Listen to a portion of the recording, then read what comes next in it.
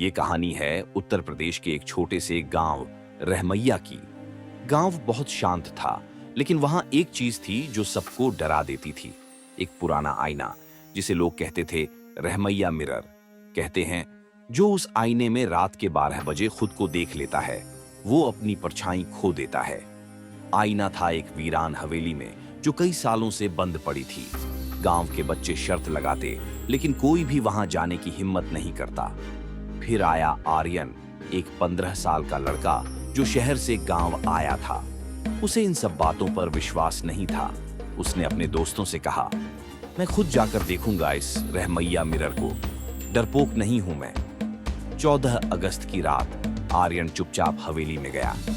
सारी हवेली में सिर्फ एक कमरा था जहां वो आईना रखा था, पुराना, टूटा हुआ, लेकिन उसमें अजीब चमक थी। घड़ी में समय हुआ 12 बजे। आर्यन ने जैसे ही 12 PM खुद को आईने में देखा। आईने में उसका चेहरा तो था, लेकिन परछाई गायब थी।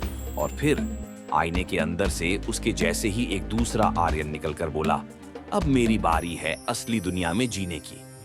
अगले दिन गांव में सबको लगा आर्यन वापस आ गया है, लेकिन कुछ अजीब था।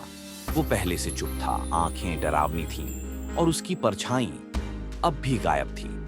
गांव के बुजुर्ग बोले, ये आर्यन नहीं, ये तो रहमैया मिरर का जाल है। आईना आज भी वहीं रखा है।